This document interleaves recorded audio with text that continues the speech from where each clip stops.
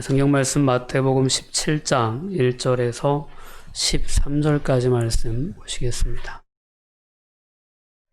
네, 우리 천천히 합독하도록 하겠습니다.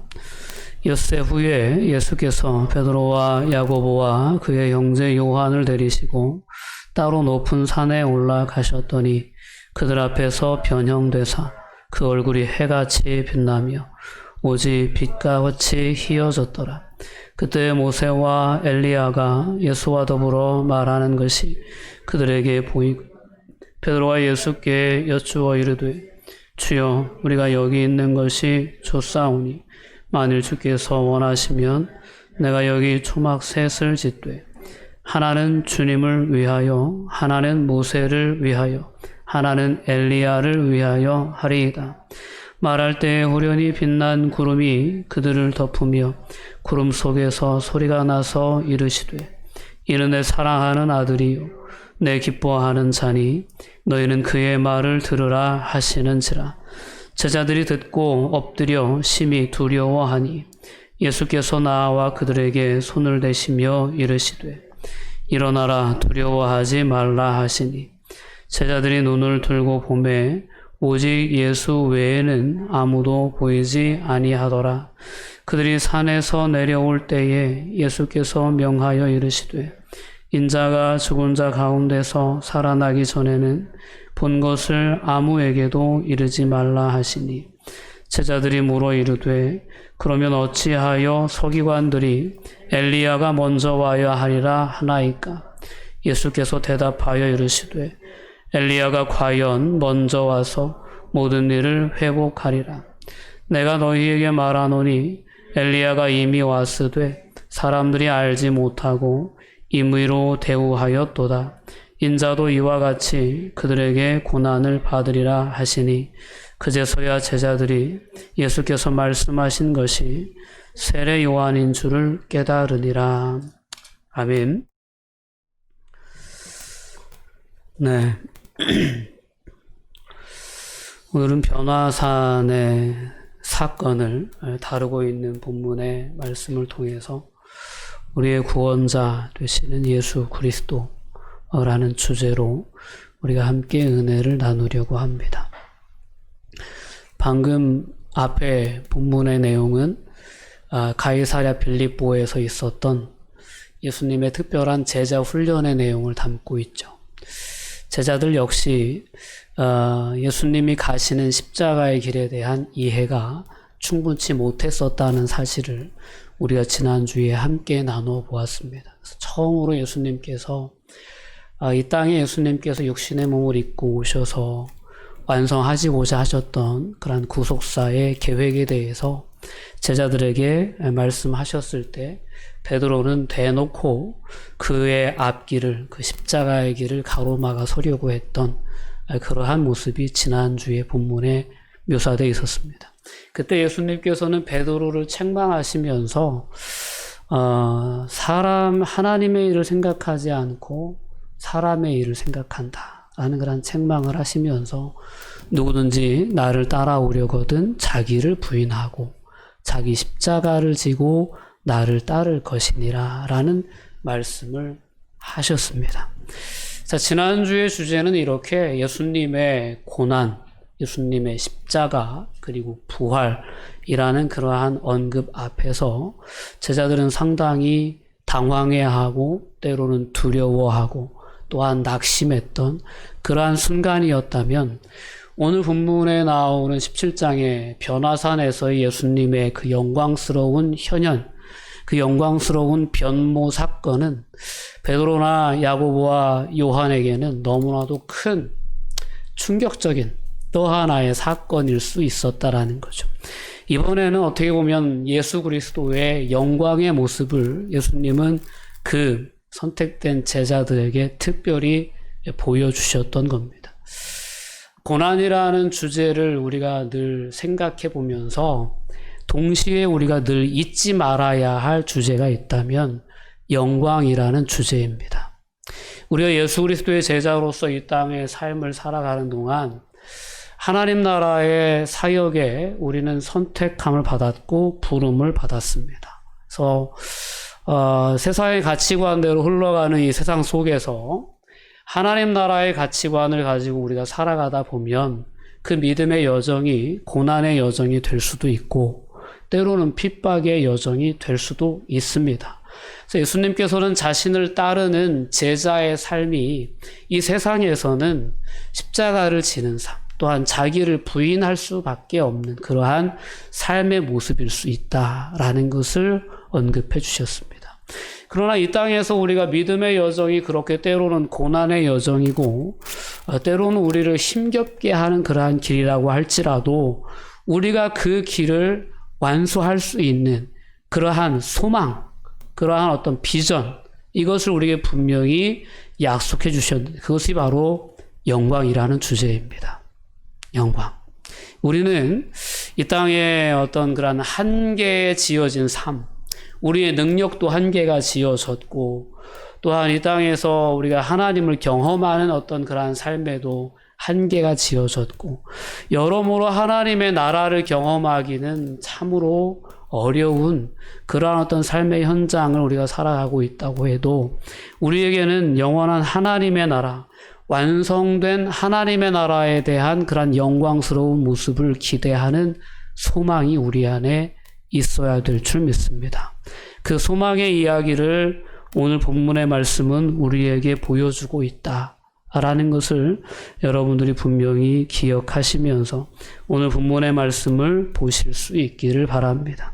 예수님께서 오늘 특별히 엿새 후에 베드로와 야고보와 그 형제 요한을 데리고 따로 높은 산에 올라가셨는데 그들 앞에서 예수님의 모습이 변형되셨다라고 오늘 본문은 이야기해 주고 있습니다.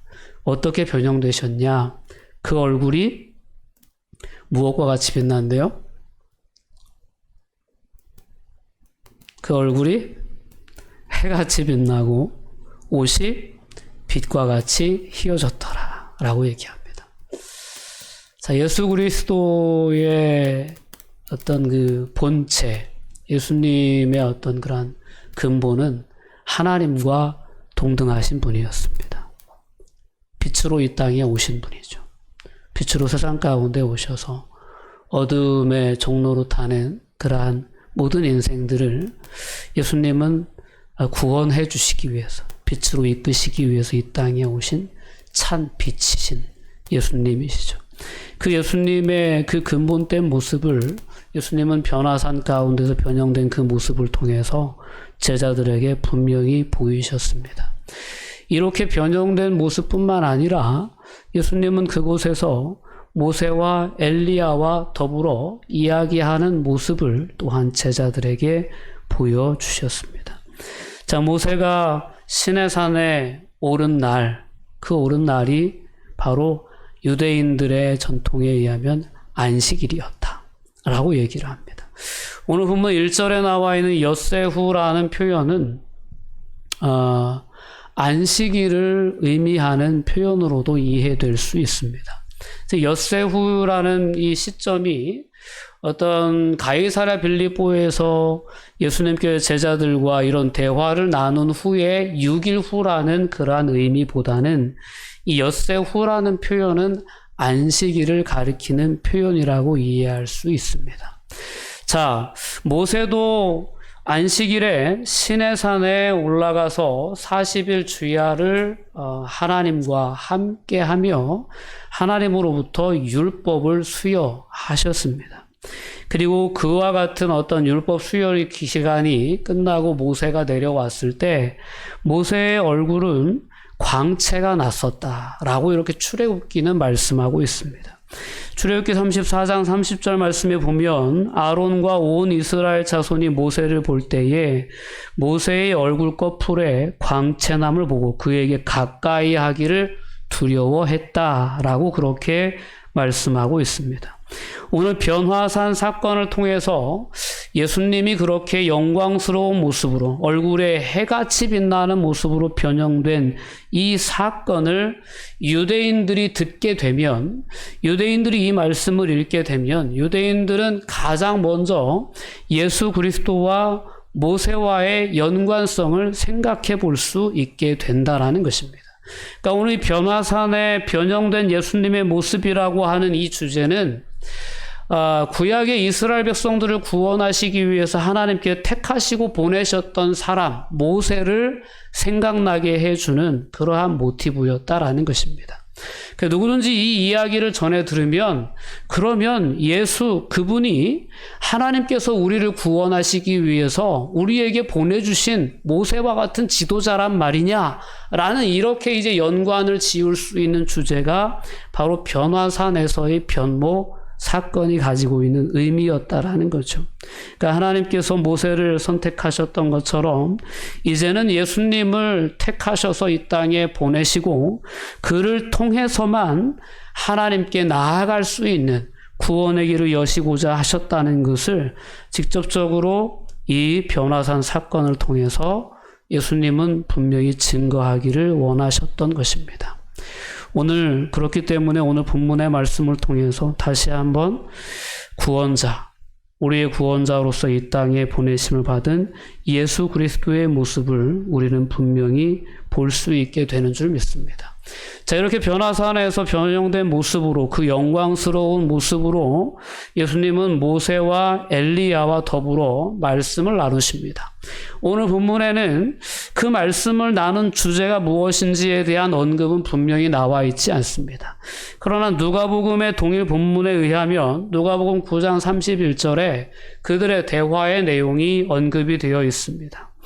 예루살렘에서 별세하실 것에 대해서 말씀을 나누었다라고 얘기합니다.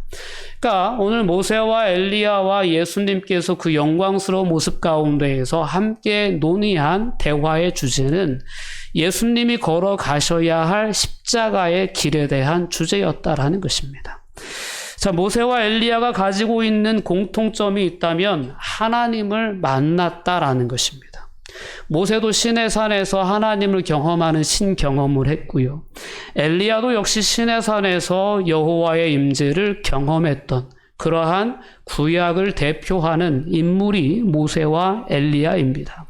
출애굽기 33장에는 여호와께서 가라사대 내가 나의 모든 선한 형상을 내 앞으로 지나게 하고 여호와의 이름을 내 앞에 반포하리라. 나는 은혜 줄 자에게 은혜를 주고 긍휼히 여길 자에게 긍휼을 베푸느니라 하면서 모세에게 하나님의 선한 형상을 보여주시는 그런 사건이 묘사되어 있습니다.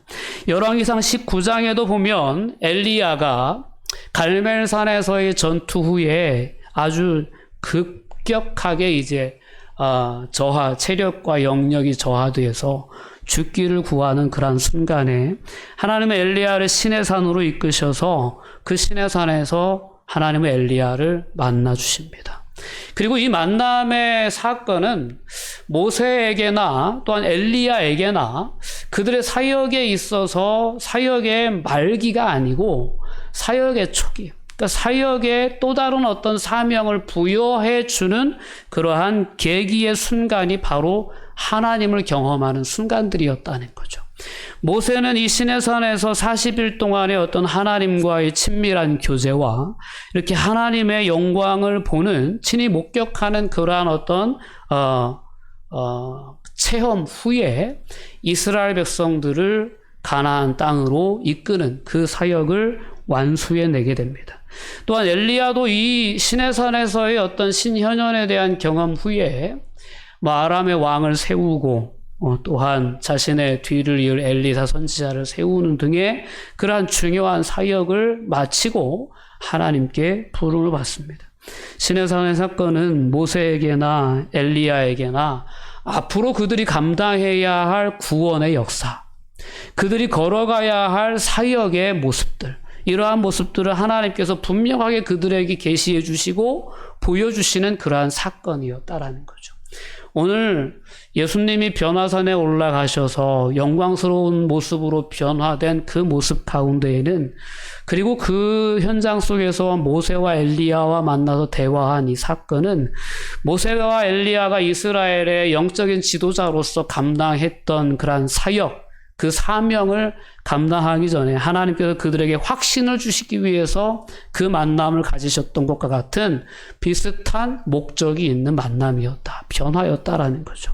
그러니까 예수님이 앞으로 걸어가셔야 할 십자가의 길이 여태까지 어떤 구속의 역사 가운데에서 그 어떤 인생도 걸어가 보지 못했던, 감당할 수 없었던 너무나도 엄청나고 무거운 길이었고, 또 거꾸로 보면, 다른 의미로 해보면 너무나도 엄청난 영향력이 있는 그러한 구원의 역사를 예수님은 앞에 두고 계셨다는 거죠. 그러니까 십자가의 대속적인 죽으심이 온 인류를 향한 하나님의 구원의 문을 활짝 여는 계기가 되었다라는 겁니다.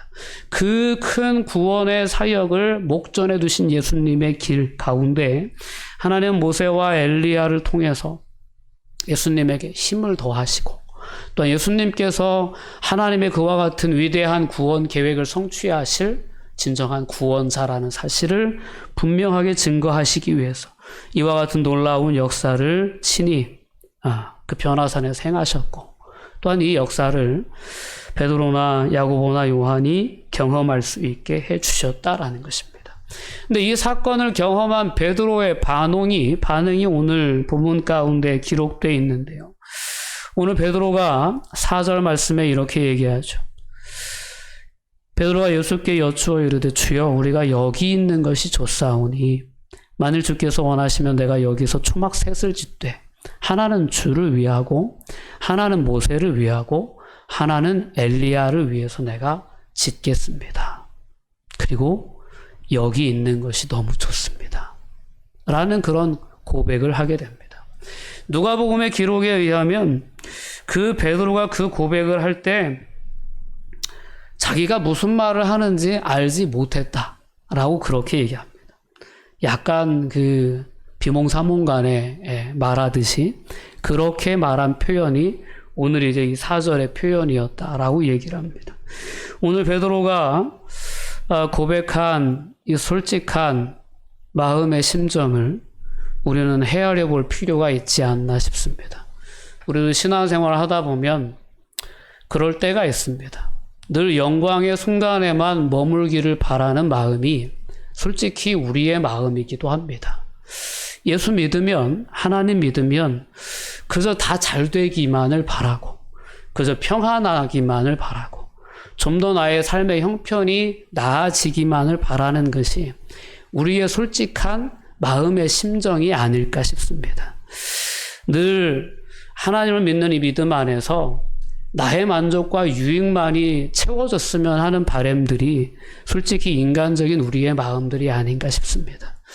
베드로는 방금 전만 해도 예수님께서 십자가의 길에 대해서 말씀하셨거든요. 그리고 누구든지 나를 따라오려거든 자기를 부인해야 되고 자기 십자가를 지고 나를 따라와야 된다라는 말씀을 들었을 때 베드로는 여태까지 자기가 가지고 있었던, 예수님을 따르면서 자기가 품고 있었던 그 모든 야망이 마치 물거품처럼 사라지는 듯한 깊은 좌절감을 경험할 수밖에 없었거든요. 근데 오늘 당장 이렇게 예수님과 함께 산에 올라서 예수님의 그 영광스러운 모습을 목격하고 막 엘리야와 모세가 막 그 영광스러운 모습으로 함께 동참해서 예수님과 대화하는 모습을 보았을 때 베드로는 너무 황홀한 거죠. 하나님, 예수님, 여기 있는 게 너무 좋습니다. 라고 얘기하는 거예요. 여기다 초막 셋 짓고 같이 살면 안 되겠습니까? 이런 얘기를 한 거죠. 근데 예수님께서 그런 베드로가 그 이야기를 할 때 하늘에서 갑자기 하나님의 음성이 들려오게 됩니다.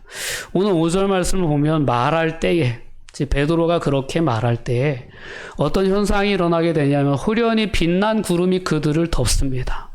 그리고 구름 속에서 소리가 나는 거예요. 그리고 그 소리가 뭐라고 해요? 이는 내 사랑하는 아들이요 내 기뻐하는 자니 너희는 그의 말을 들으라 라는 그러한 음성이 들려오게 됩니다. 자, 오늘 5절에 나와 있는 이 모습도 하나님의 임재를 의미하는 그러한 현상들을 묘사해 놓고 있습니다.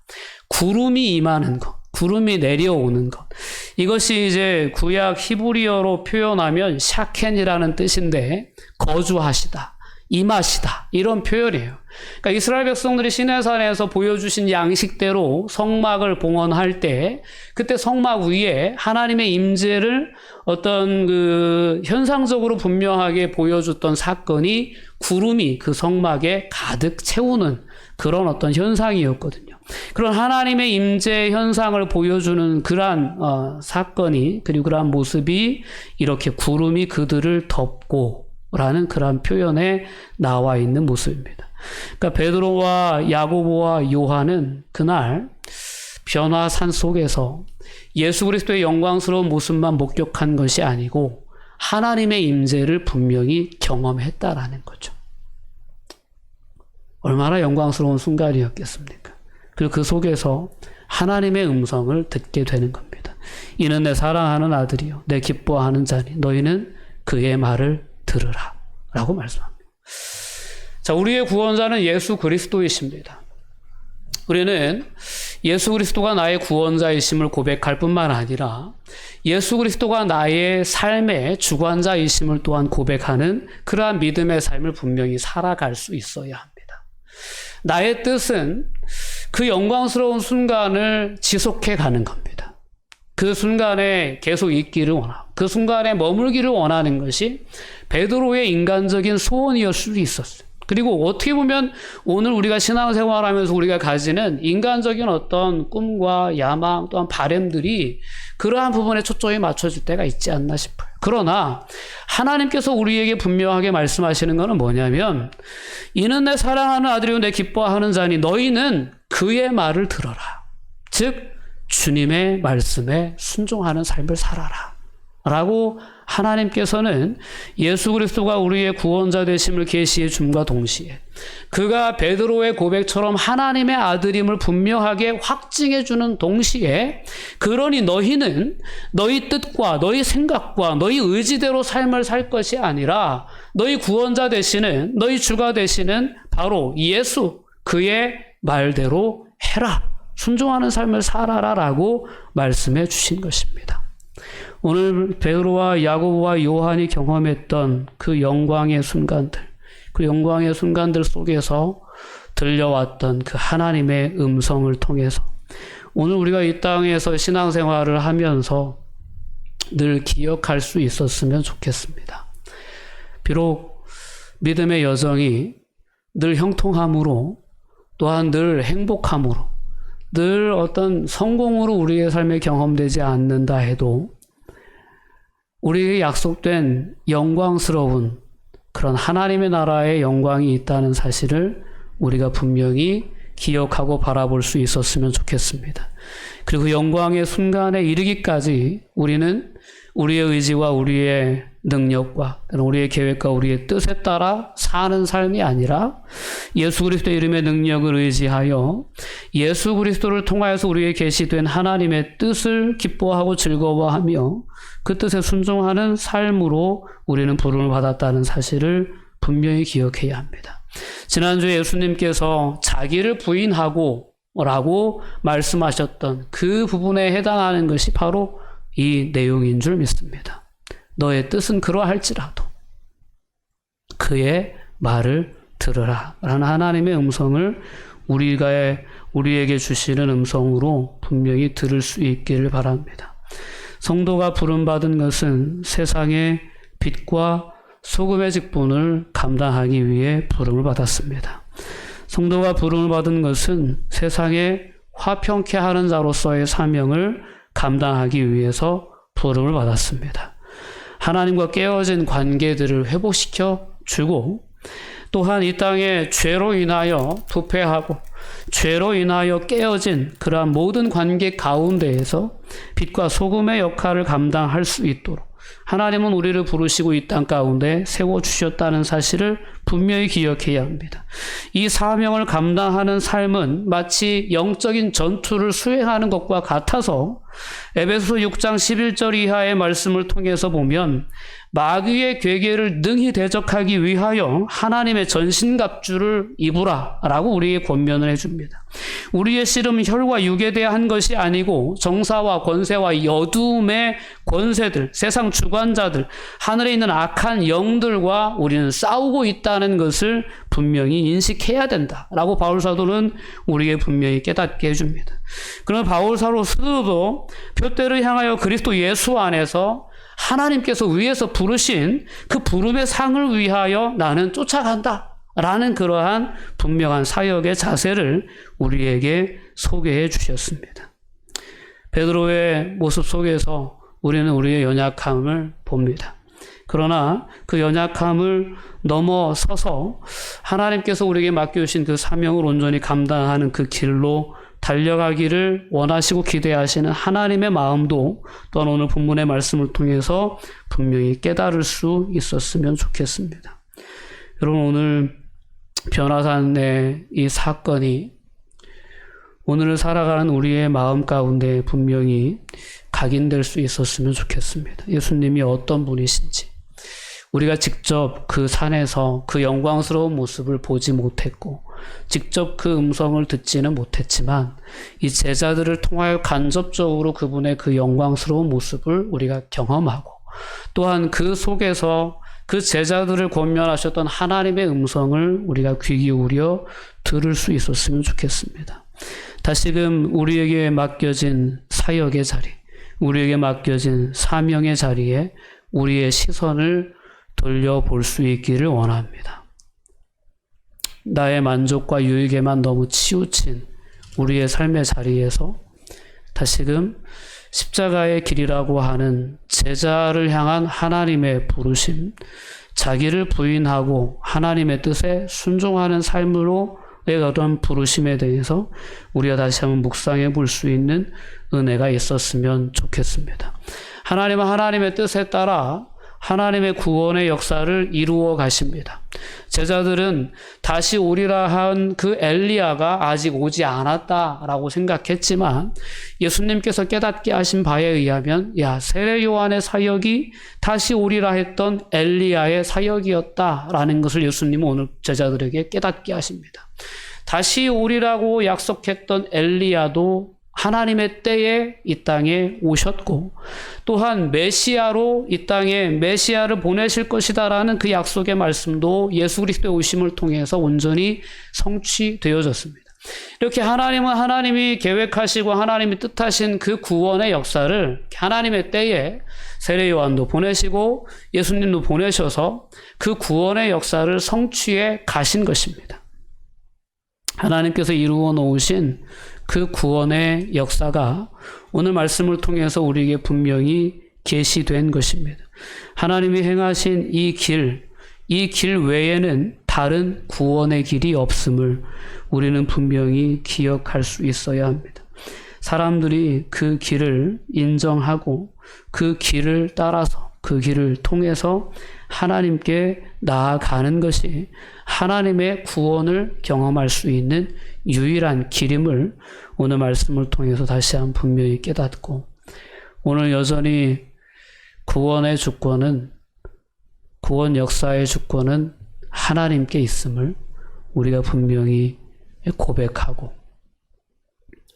오늘 그 때가 언제 우리 앞에 오게 될지 아무도 알 수 없다는 그런 어떤 사실에 다시 한번 우리가 경각심을 깨닫고 늘 깨어있는 삶을 통해서 그리고 순종하는 삶을 통해서 오늘 우리를 향한 하나님의 부르심의 뜻이 저와 여러분의 삶을 통해서 온전히 성취되어져 나갈 수 있는 그런 은혜가 저와 여러분 모두 가운데 있기를 주님의 이름으로 권면드립니다. 기도하시겠습니다. 사랑과 은혜가 충만하신 아버지 하나님, 감사와 영광을 돌려드립니다. 하나님, 오늘 말씀을 통해서 예수 그리스도의 영광을 하나님 저희들 간접적으로나마 경험할 수 있게 하시니 진심으로 감사합니다. 그 영광스러운 하나님의 나라에 대한 소망이 우리 안에 흔들리지 않게 하여 주시옵소서. 그리고 이 땅에서의 삶의 여정이 예수 그리스도의 제자로서의 여정이 되어야 함을 깨닫게 하여 주시옵소서. 하나님의 거룩한 백성으로 부름받았음을 기억할 수 있게 하여 주셔서 이 세상에 화평케 하는 자로 또한 소금과 빛의 사명을 감당하는 자로 저희들의 삶을 세워나갈 수 있도록 하나님 붙잡아 주시고 인도하여 주시옵소서. 그래 언제일지 우리가 분명히 알 수 없지만 하나님 앞에서는 그날 하나님 앞에서 착하고 충성된 종이라는 칭찬과 영광을 받기에 부족함이 없도록 주님 저희들을 붙잡아 주시옵소서. 감사드리며 예수님의 이름으로 기도하옵나이다. 아멘.